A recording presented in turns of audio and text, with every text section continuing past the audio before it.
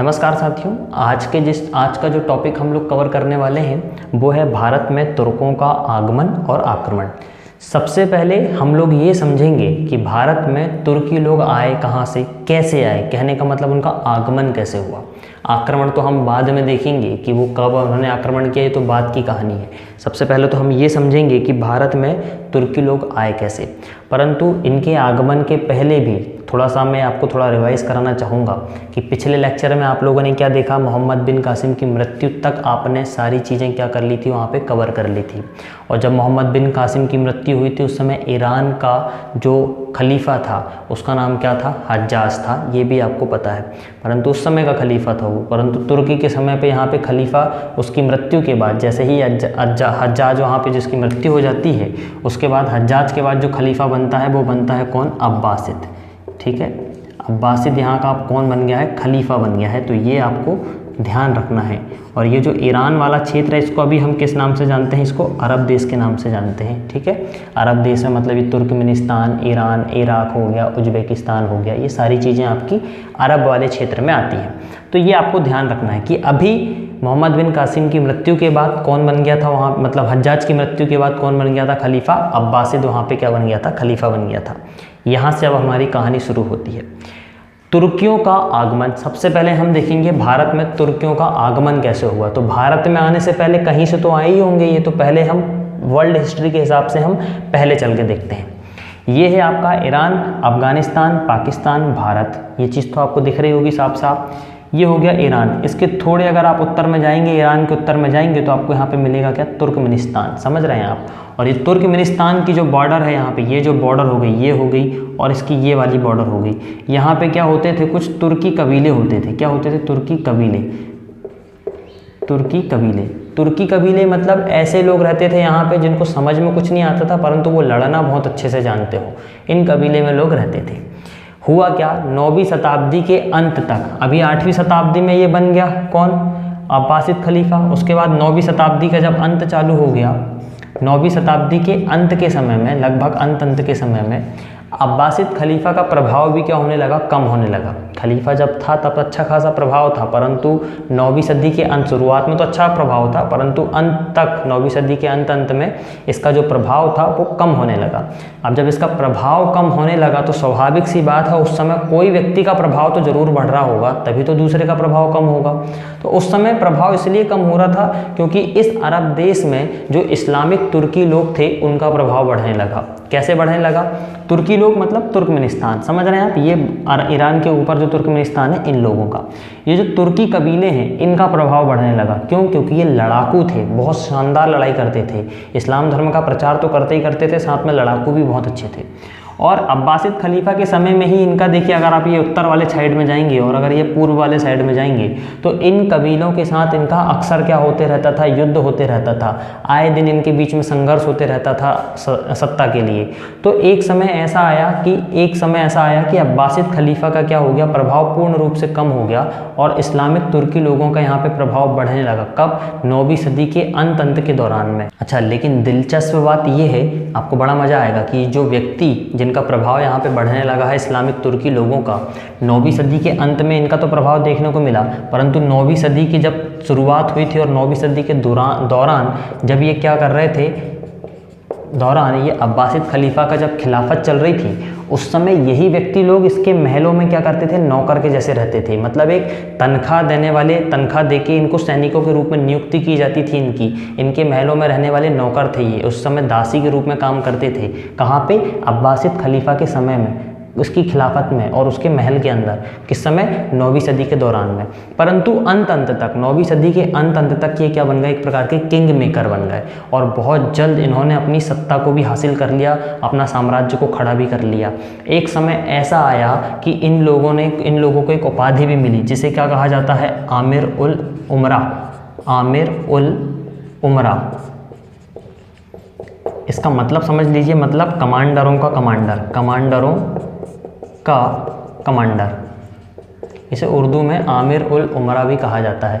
तो एक समय ऐसा आया कि ये इस्लामिक तुर्की लोगों को क्या दी गई, ऐसी उपाधि दी गई और इन्होंने ये उपाधि धारण भी की। कमांडरों का कमांडर आमिर उल उमरा, इन्होंने एक उपाधि भी धारण की।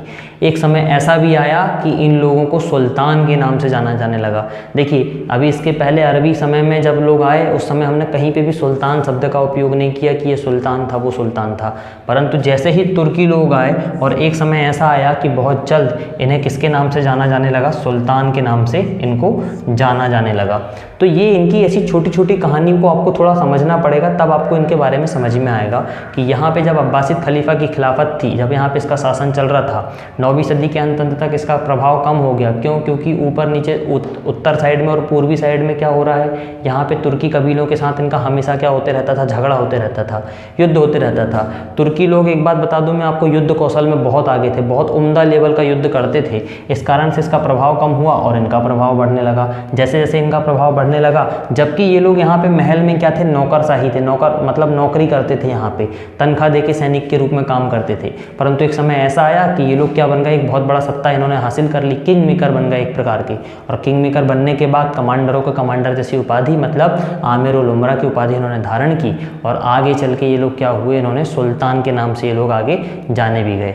अब जिस समय ये लोग, इनके साथ तुर्की कबीलों के साथ इनका झगड़ा होते रहता था, तो मतलब ये एक प्रकार का संघर्ष का दौर था, जिस समय कुछ ऐसे सैनिक भी यहाँ से निकले जिनको आगे चल के गाजी के रूप में जाना गया। इसको समझिए आप, ये बड़ा कॉन्सेप्चुअल चीज़ है। यहाँ पे जैसे जैसे इनका युद्ध होते गया और युद्ध होने के दौरान कुछ ऐसे स्तर के युद्ध कौशल में लोग, योद्धा इनको मिले जिनको आगे चल के क्या जाना गया, गाजी के नाम से जाना गया। और ये गाजी लड़ने के मामले में बहुत उम्दा लेवल की लड़ाई करते थे। जैसा कि मैं आपको पहले भी बता चुका हूँ कि जो तुर्कमेनिस्तान के लोग थे, जो तुर्की कबीले के इस्लामिक लोग थे, ये लोग युद्ध कौशल में बहुत उम्दा लेवल की लड़ाई करते थे। और युद्ध कौशल के कारण ही ऐसे सैनिकों को क्या कहा गया, गाजी के नाम से जाना गया। और ये लोग व्यक्ति क्या करते थे, लड़ाई तो करते ही करते थे, साथ में इस्लाम धर्म का प्रचार प्रसार भी बहुत अच्छी तरीके से करते थे। इनका दो ही मकसद होता था, इस्लाम का प्रचार प्रसार करना या तो फिर युद्ध कौशल करना, दो ही मकसद होते थे। जब ये लोग, इतना प्रभाव इनका यहाँ पे देखने को मिला, तो स्वाभाविक सी बात है, इनने एक समय ऐसा आया कि इन्होंने क्या किया, ट्रांस आक्सियाना, ये नाम आप ध्यान रखें, क्या, ट्रांस आक्सियाना, इसको ध्यान रखें आप, ट्रांस आक्सियाना। ये ट्रांस आक्सियाना 8वीं 9वीं सदी के दौरान में मध्य एशिया को कहा जाता था। ये जो मध्य एशिया है, इसे ट्रांस आक्सियाना के नाम से जाना जाता था। इन्होंने ट्रांस आक्सियाना पे इन्होंने कब्जा कर लिया। साथ ही साथ इन्होंने क्या किया, ईरान वाले क्षेत्र में इन्होंने कब्जा कर लिया। इन्होंने खुरासान वाले क्षेत्र पे इन्होंने क्या कर लिया, कब्जा कर लिया।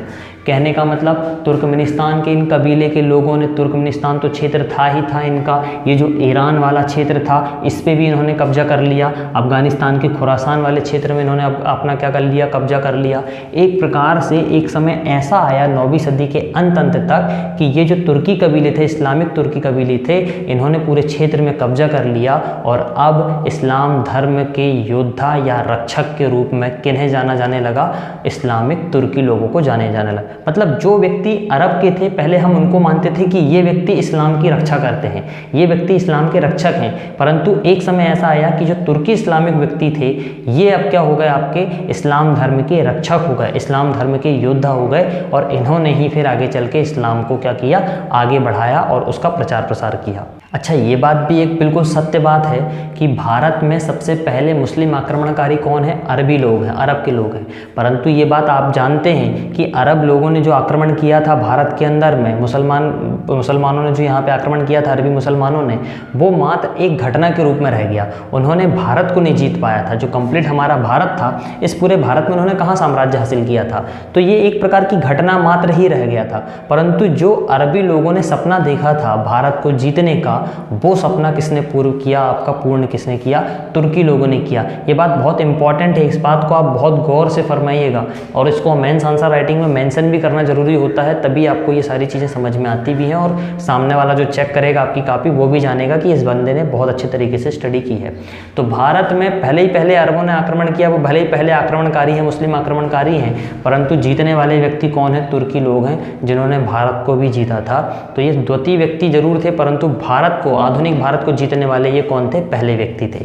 ये चीज़ भी आपको क्या करना है, ध्यान में रखना है। साथ ही साथ ये हुआ कि 9वीं सदी के अंत तक जैसे जैसे इनका प्रभाव बढ़ने लगा तो इन्होंने क्या किया, यहाँ पे जो बगदाद है, ईरान की राजधानी बगदाद है, यहाँ पे इन्होंने क्या किया, बगदाद को जीत लिया। बगदाद के साथ साथ इन्होंने ट्रांसआक्सियाना को जीत लिया, अफगानिस्तान के खुरासान वाले क्षेत्र को जीत लिया, ईरान को तो पूरा जीत ही लिया। तो एक प्रकार से इनका क्या हो गया, प्रभाव बढ़ने भी लगा। एक बात और याद रखिए, अरबी और तुर्कियों के बीच में बहुत फ़र्क था, बहुत फ़र्क था।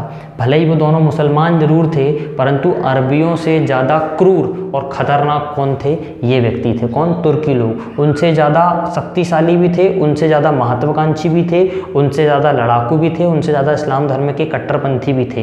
तो ये अरबियों से ज़्यादा क्रूर व्यक्ति माने जाते हैं। कौन, तुर्की लोग। तो इस कारण से भी इन लोगों ने क्या किया था, बहुत जल्दी अपनी सत्ता को भी हासिल कर लिया था और एक प्रकार से पूरे क्षेत्र में इस्लाम का प्रचार प्रसार करके इस्लामिक साम्राज्य को खड़ा करने में इनका बहुत बड़ा योगदान भी रहा है। अब इसके बाद क्या हुआ, जब 10वीं शताब्दी शुरू हो गई, जब 10वीं सदी शुरू हो गई, तो इस समय किनका राज चलने लगा, समानिदों का राज चलने लगा। समानिद, ये शब्द आप ध्यान रखें क्या है, समानिद। समानिद, समानिद का मतलब जिसे आज हम गवर्नर कहते हैं, ठीक है ना, जैसे हम क्या कहते हैं, आज गवर्नर कहते हैं, उनकी तुर्की भाषा में उनको क्या कहा जाता था, समानिद कहा जाता था। ये जो बगदाद वाला क्षेत्र हो गया, ये खुरासान वाला, जो अफगानिस्तान वाला ये क्षेत्र हो गया, इन क्षेत्रों को जीतने के बाद, मतलब अधिकांश जब अफगानिस्तान का क्षेत्र इन्होंने जीत लिया तो यहाँ पे किनका शासन चलने लगा, समानिदों का शासन चलने लगा। समानिद मतलब एक प्रकार से मैं अगर राजा हूँ और मैं किसी व्यक्ति को नियुक्त कर दूँ कि भाई आप, मेरा ये पूरा क्षेत्र मेरा है, इसके इस छोटे से भाग में मैंने एक व्यक्ति को वहाँ पे शासन करने के लिए नियुक्त कर दिया है, जिसे हम क्या कहते हैं, गवर्नर कहते हैं, या फिर जो भी हम उनको नाम देते हैं, जिन्हें आज हम गवर्नर के रूप में जानते हैं। उस समय इनको क्या कहा जाता है, समानिद के रूप से जाना जाता था। तो इस अधिकांश अफगानिस्तान वाले क्षेत्र में कौन राज करने लगा, अब समानिद राज करने लगा। और उस समय यहाँ पे जो समानिद था, इस समय 10वीं शताब्दी के समय में यहाँ जो समानिद था वो कौन था, अलप्तगीन। ये नाम यहाँ से शुरू होता है आपका पूरी की पूरी कहानी। अलप्तगीन कौन है, अलप्तगीन आपके जो महमूद गजनबी है उनसे संबंधित हैं, इसलिए मैं आपको अलप्तगीन के बारे में भी थोड़ा सा बताऊंगा। तो यहाँ पे जो समानिदों जो शासन करते थे उनमें से कौन व्यक्ति था, अलप्तगीन था। अलप्तगीन की शुरुआत हम यहाँ से करेंगे एक एक चैप्टर के हिसाब से। पहले हम अलप्तगीन के बारे में पढ़ेंगे, उसने क्या किया, फिर उसके बाद सुबक्तगीन के बारे में, फिर महमूद गजनबी के बारे में, ऐसे करके हम धीरे धीरे पढ़ेंगे, ठीक है। तो शुरू करते हैं हम अलप्तगीन से। अलप्तगीन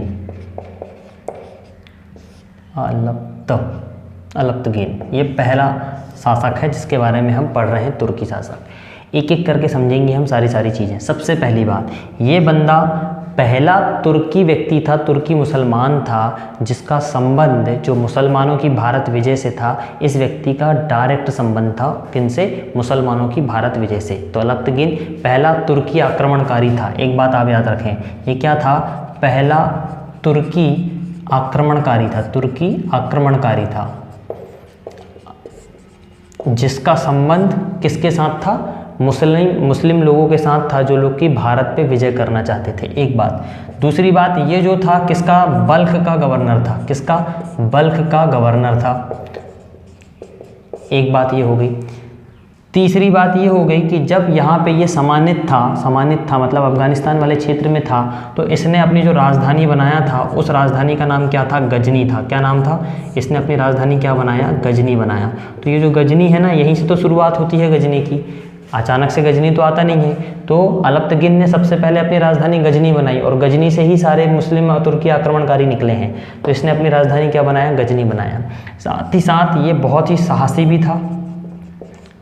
भी था और प्रभावशाली भी था। क्यों, क्योंकि बहुत कम समय में इसने क्या किया था, एक बहुत बड़ा तुर्की साम्राज्य खड़ा कर दिया था। तो एक बात याद रखें, तुर्की साम्राज्य खड़ा करने वाला पहला व्यक्ति है ये, याद रखो, तुर्की साम्राज्य खड़ा करने वाला पहला व्यक्ति है। कौन है ये, अलप्तगीन, पहला व्यक्ति, ये भी आप याद रखें। अच्छा, एक बात और यहाँ पे आपको ध्यान रखना है कि ये जो व्यक्ति है, ये क्या है, एक समानी शासक अब्दुल हकीम थे, समानी शासक अब्दुल हकीम थे।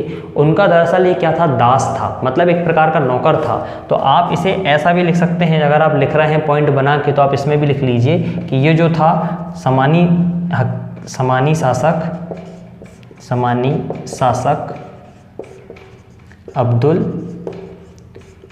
हकीम का दास था, मतलब उसका क्या था, नौकर था। मतलब इसने पहले उसको पाला पोसा होगा, बड़ा किया होगा, उसके बाद फिर ये क्या बना, समानिध बना, अलप्तकीन।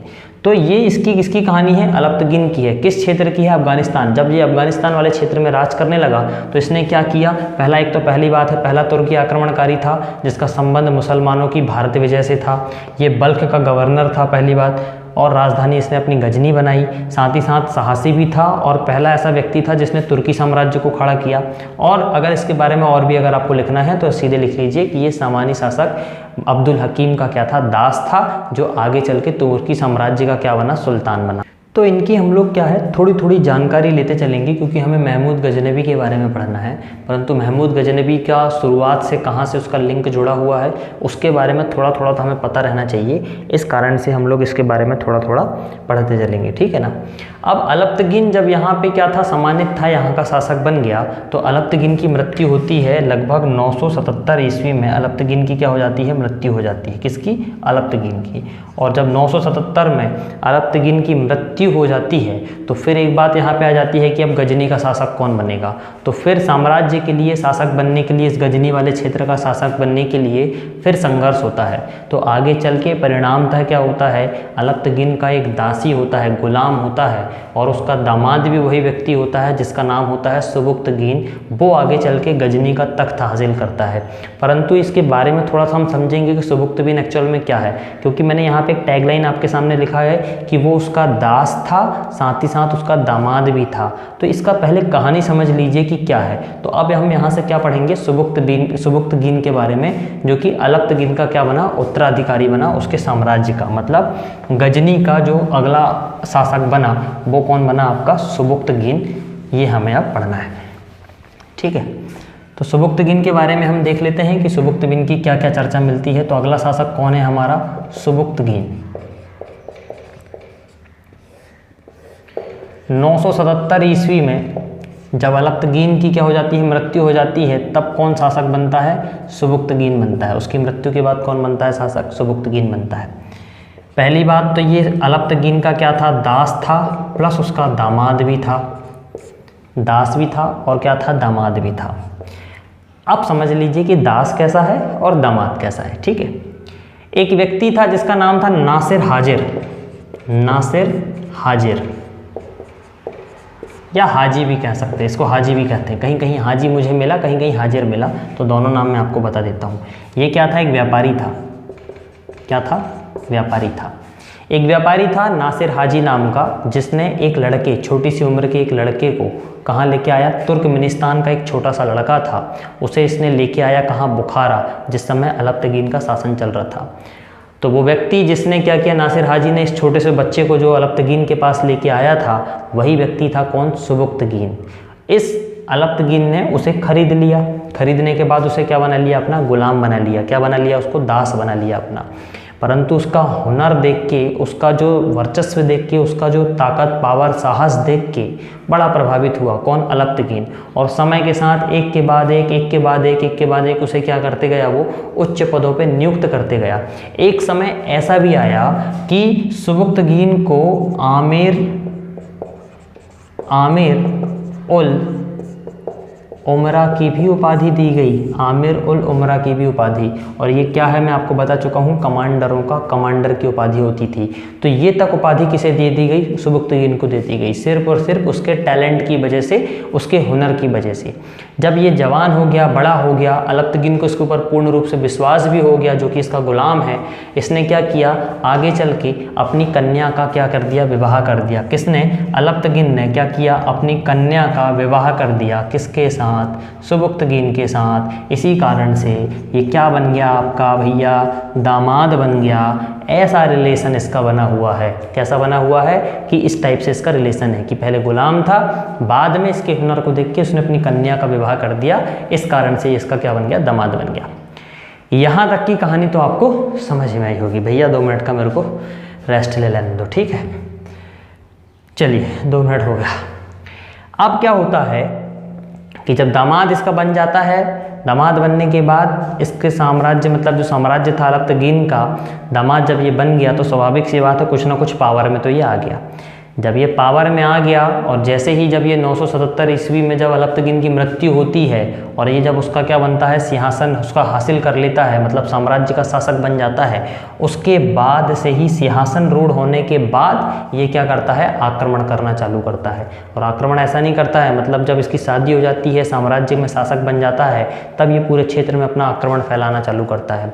एक व्यक्ति था जयपाल, जो कि सरहिंद वाले क्षेत्र में, यहाँ पे आप देखेंगे सरहिंद वाला क्षेत्र हम आगे पढ़ेंगे, वो शासक का नाम था जयपाल। उस जयपाल को भी इसने हराया और उसका पूरा सरहिंद वाला क्षेत्र जो था उस पूरे साम्राज्य को भी जीता। जैसे ही जयपाल का चैप्टर आएगा वहाँ पे हम थोड़ा सा सुबुक्तबिन को भी लिंक करेंगे जब हम आगे पढ़ेंगे, तो ठीक है। तो इसने समय के साथ क्या किया, सरहिंद वाले क्षेत्र को भी जीत लिया। अफगानिस्तान तो जीता ही जीता, साथ ही साथ सिंध वाले क्षेत्र को जीतते सरहिंद वाले क्षेत्र को भी जीत लिया और आगे चल के ऐसे एक बहुत बड़ा साम्राज्य इसने बनाया।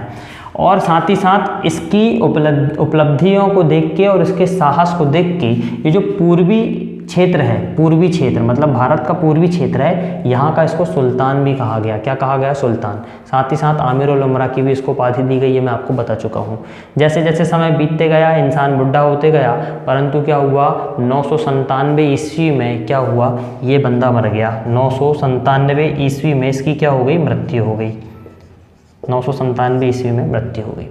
अब एक बात ध्यान रख लो यहाँ से, सुबुक्तगिन के दो बेटे, एक का नाम था महमूद, एक का नाम था इस्माइल।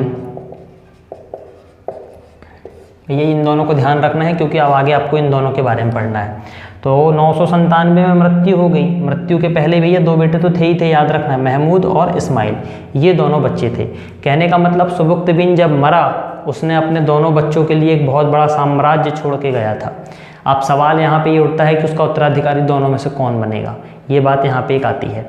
तो इसके बाद कहानी शुरू होगी आपकी किसकी, महमूद गजनवी की। तो महमूद गजनवी को हम डायरेक्ट यहाँ से पढ़ते हैं और मैं आपको बताऊँगा कि वो कैसे यहाँ पे उसका उत्तराधिकारी बनता है, ठीक है। तो इसके बाद अब हम पढ़ेंगे भैया, थर्ड शासक आ जाता है हमारा कौन, महमूद गजनवी। महमूद गजनवी, इसका नाम गजनवी क्यों पड़ा, इसको महमूद क्यों कहा गया, क्यों इसके सारे उपाधियाँ सब आज हम देखेंगे एक एक करके। सबसे पहले महमूद गजनवी का जो जन्म होता है वो होता है कब, 971 में इसका जन्म होता है। 971 AD में इसका क्या होता है, जन्म होता है, ठीक है। ये पहली बात। इसकी जो माता थी, यहाँ पे जो आपका क्या है, गजनी है। ये जो गजनी है इसी के पास में एक पड़ता है जुबलिस्तान। क्या पड़ता है, जुबलिस्तान।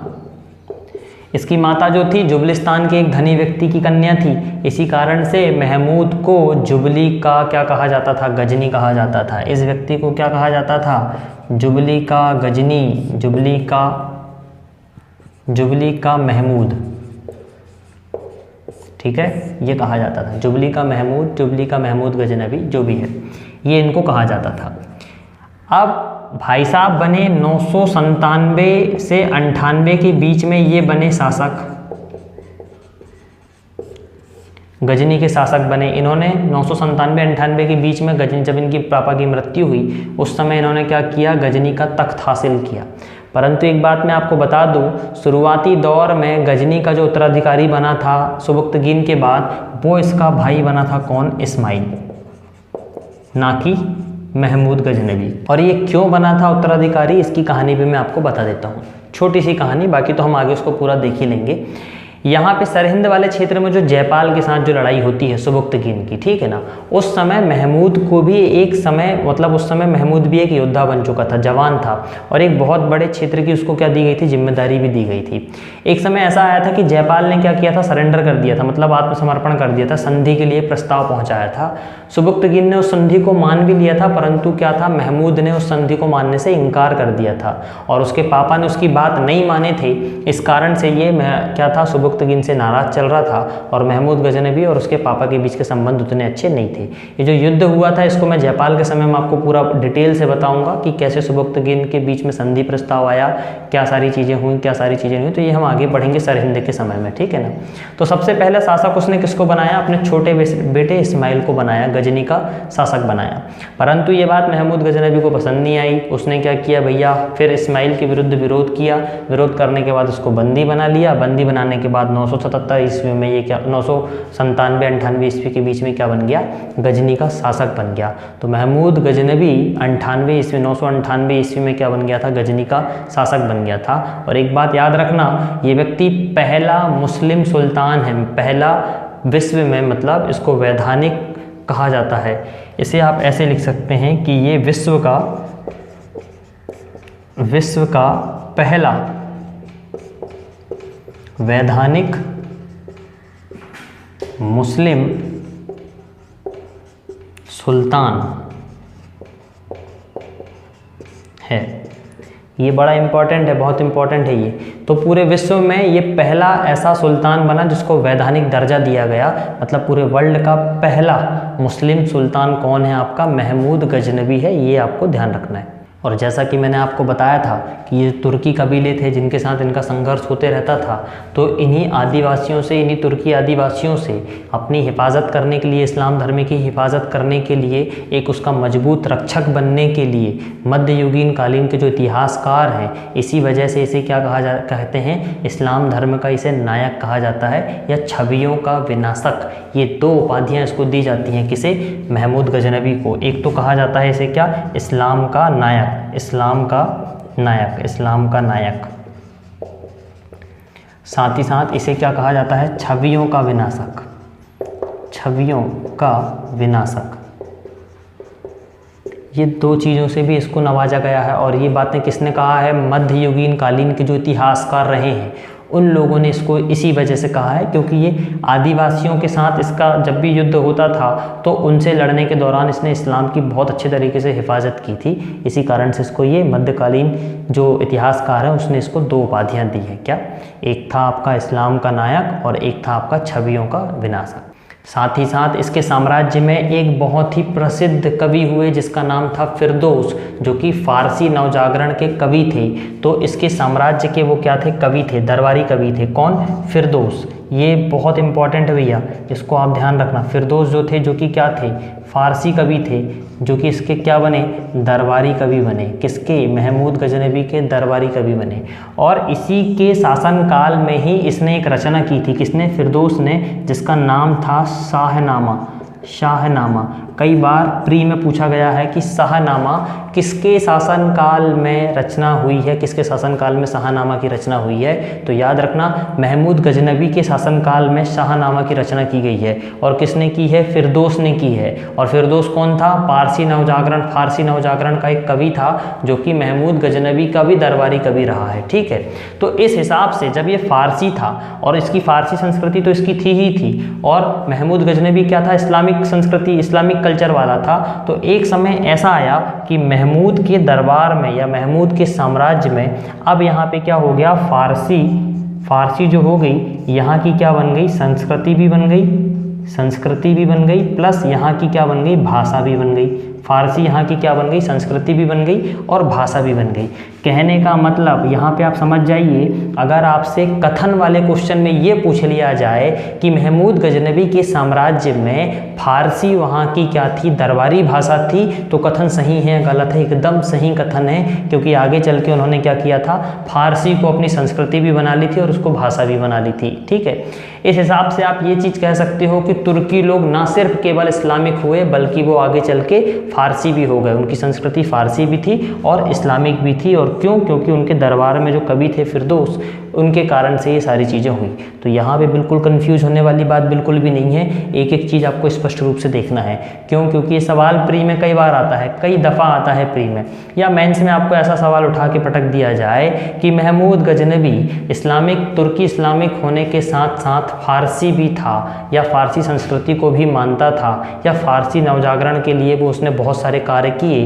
तो क्यों किए, तो उसका जवाब आपके सामने है। क्योंकि उसका दरबारी कवि फिरदौस था, उसने शाहनामा की रचना की। शाहनामा में महमूद गजनवी के बारे में ही बहुत सारी चीज़ें हैं। तो उससे प्रभावित होके, उन सारी चीज़ों को जान समझ के उसको वो चीज़ें अच्छी लगी, इस कारण से उसने अपने दरबार में ये सारी चीज़ें चालू कर दी। तो कहने का मतलब जो तुर्की इस्लामिक थे वो ना सिर्फ इस्लामिक थे, बल्कि वो क्या थे, फारसी भी थे। उनकी संस्कृति भी फारसी थी और उनके साम्राज्य की, महमूद गजनवी के साम्राज्य की, उसके दरबार की भाषा भी जो थी वो क्या थी, फारसी थी। ठीक है, इसके साथ ही एक व्यक्ति और हुए जिनका नाम है उत्बी, बड़ा इंपॉर्टेंट नाम है, कई बार आपको कंफ्यूज करने के लिए ये भी पूछ लिया जाता है। एक व्यक्ति थे जिनका नाम था उत्बी, ठीक है। ये व्यक्ति भी इसके क्या थे, विद्वान थे, इसके दरबार के विद्वान थे। अब ये आपको कंफ्यूज कैसे करेगा, समझ लीजिए। फिरदौस जो था इसका दरबारी कवि था और उत्बी जो था इनका दरबारी विद्वान था। विद्वान जैसे नौरत्न होते ना, अकबर के नौरत्न, ऐसे इनके यहाँ भी थे। तो ये उत्बी था विद्वान और ये था क्या आपका फारसी। अगर सवाल में आपको कथन में ऐसा दे दिया जाए कि फारसी महमूद गजनबी के साम्राज्य में रहने वाला एक प्रसिद्ध विद्वान था और उत्बी को लिख दिया जाए कि फारसी कवि था, देखिए रिलेट तो दोनों ही एक दूसरे से हो रहे हैं, परंतु सिर्फ एक शब्द का हेर फेर हो रहा है। तो इन चीज़ों में कन्फ्यूज़ आपको नहीं होना है। तो उत्बी जो था यहाँ पे क्या था, इसका विद्वान था, इसके दरबार का विद्वान था। तो अब हम लोग क्या करते हैं, महमूद गजनवी के बारे में थोड़ी सी इंपॉर्टेंट तथ्यों के बारे में हम लोग समझ लेते हैं, ठीक है ना, कि उसके कौन कौन से मुख्य ऐसे तथ्य हैं जो मैं आपको बता देता हूँ। जैसा कि मैंने आपको बताया कि 27 वर्ष की उम्र में जब ये क्या बना, शासक बन गया, मतलब इसकी टाइमलाइन अगर हम आपको लिखें तो 998 से लेके 1030 के बीच में इसकी मृत्यु तक इसका कार्यभार अगर हम देखेंगे तो इन 27 वर्ष की उम्र में ये क्या बन गया, शासक बन गया। जब 971 में इसकी जन्म हुआ था और 98 में अगर ये शासक बन रहा तो लगभग 27 वर्ष इसकी उम्र निकल रही है।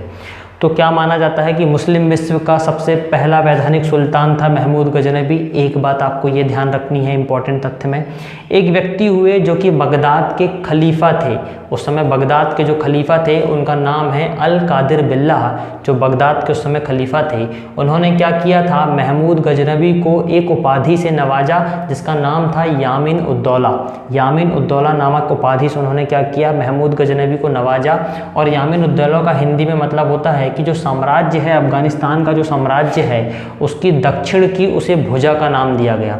ये बगदाद अगर यहाँ पे है और बगदाद का जो साम्राज्य है पूरा, उस साम्राज्य का जो दक्षिण क्षेत्र है, तो महमूद गजनबी को बगदाद का दक्षिण की क्या कहा जाता था, भुजा कहा जाता था। इसके अनुसार, किसके अनुसार, यामिन उद्दौला की जो उपाधि थी इसके अनुसार। और ये उपाधि किसने दी थी, अल कादिर ने दी थी, ये बात ठीक है ना। कुछ नाम टिपिकल है इसलिए मैंने पहले ही लिख दिया है ताकि आपको एक एक नाम स्पष्ट रूप से समझ में आए।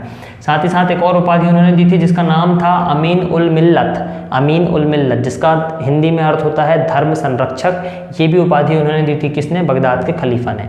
इसके साथ ही जब इसने अपने जो सिक्के चलवाया तो सिक्के का जो पृष्ठ भाग होता है, ऊपरी भाग होता है, उन सिक्कों पे इन्होंने जो कलमा होता है, कलमा जिसे कलीमा कहा जाता है, उस कलीमा का इसने क्या किया था, संस्कृत रूपांतरण में एक शब्द लिखवाया था कलमा का, जिसका क्या संस्कृत रूपांतरण क्या होता है, अत्यमेकम अवतारा है। इसने ये लिखवाया था। इसके सिक्के जो भी चले उन सिक्कों में ये लिखवाया गया था जो कि संस्कृत में लिखा था। अब ये बात मैं आपको क्यों बता रहा हूँ, क्योंकि अगर आपसे कथन के रूप में ये सवाल पूछ लिया जाए कि महमूद गजनबी के सिक्कों में संस्कृत की भाषा लिखी हुई थी, अब बहुत सारे लोग इसमें ये कंफ्यूज हो जाएंगे कि महमूद गजनबी तो मुसलमान था, तुर्की था, अरबी भाषा वो जानता था, उर्दू भाषा उसको आती थी, तो संस्कृत से क्या संबंध उसका।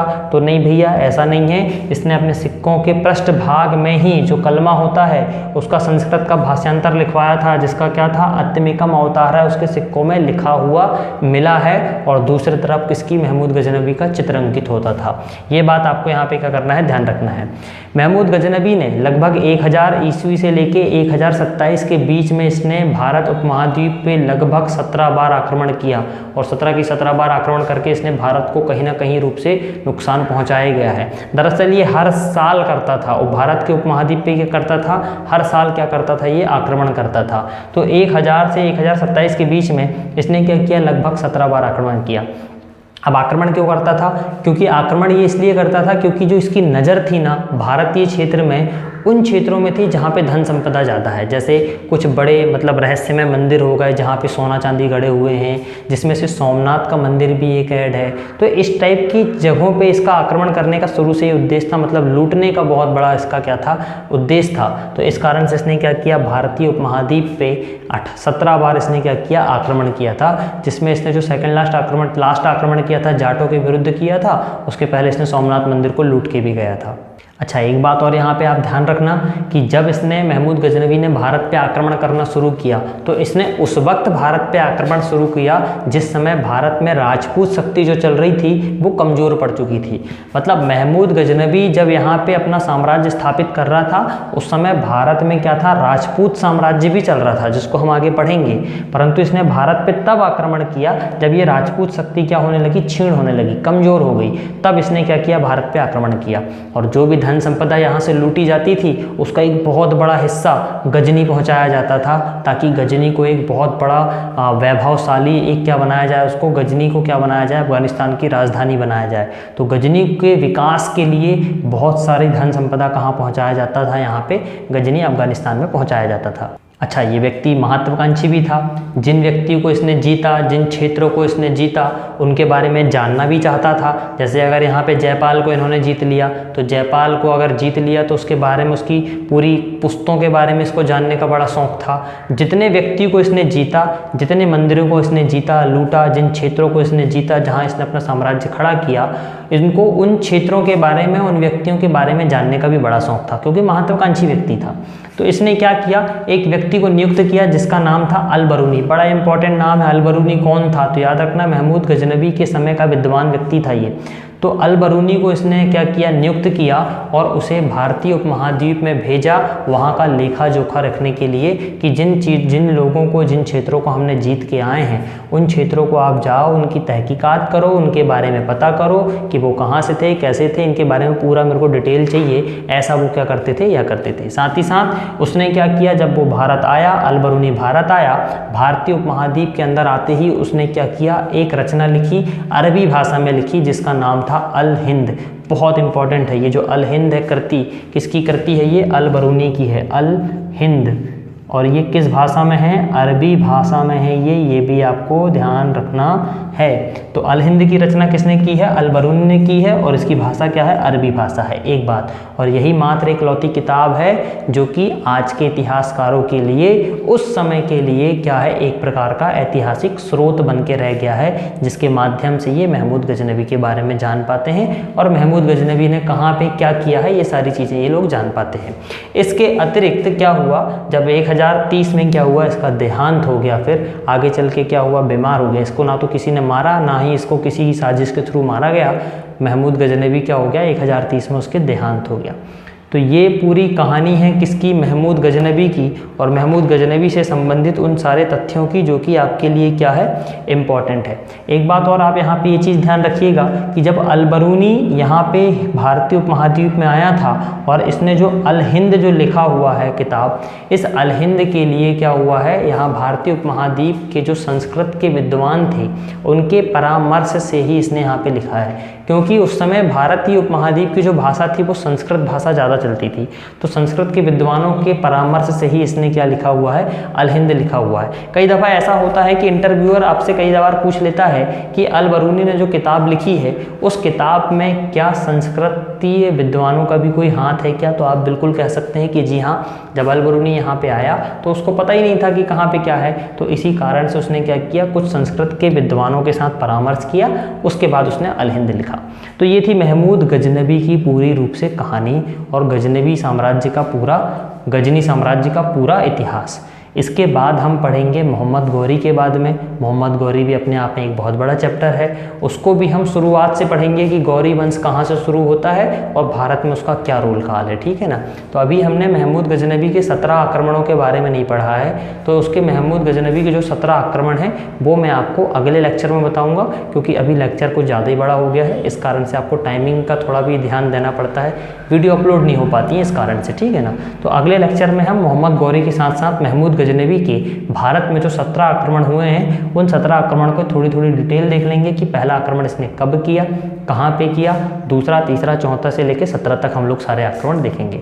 तो तब तक आप इस सारी चैप्टर को पूर्ण रूप से कंप्लीट कर लीजिए, इसके बारे में पूरी आंसर राइटिंग कर लीजिए कि जो भी इसके संबंधित जो भी आपके प्री क्वेश्चन होंगे इनको आप रिवीजन कर लीजिए, सारे आप क्वेश्चन लगा लीजिए, इससे संबंधित पूरे टॉपिक लगा लीजिए। अच्छा, बहुत सारी चीज़ें तो आपको जो फैक्चुअल वनडे एग्जाम में आते हैं वो तो आपके यहीं से कवर हो जाते हैं। जैसे कि फिरदौस के बारे में पूछा जाता है कि फिरदौस कौन था, उत्बी कौन था, अल हिंद किसने लिखा, किसके समय का दरबारी कवि था, महमूद गजनवी का जन्म कब हुआ था, मृत्यु कब हुई थी, है ना, ये सारी चीज़, किसका पुत्र था। तो ये बहुत सारी चीज़ें आपको तो यहाँ पे क्लियर हो गई होंगी। तो इसके बाद जितने भी आपके वनडे एग्जाम में जो क्वेश्चंस आए होंगे वो मैं आपको बताऊंगा भी आगे लेक्चर में, क्योंकि हम आगे चल के एक प्रैक्टिस सेशन रखेंगे जिसमें हम बहुत सारे क्वेश्चन को भी सॉल्व करेंगे और उसमें मेंस आंसर राइटिंग भी करेंगे। क्योंकि रोज़ रोज़ मैं आपको एक एक दो दो क्वेश्चन दूंगा तो उसमें आपका समय भी शायद व्यर्थ होगा। इससे अच्छा बेहतर ये होगा कि हम एक दिन कोई निकालेंगे, पूरा 6 दिन हम चैप्टर को पढ़ेंगे और 7वें दिन हम उसके पूरे क्वेश्चन लगाएंगे और उसके आंसर राइटिंग भी करेंगे। तो फिर हम अगले सेशन में मिलते हैं, तब तक आप बने रहें एकेडमी के साथ।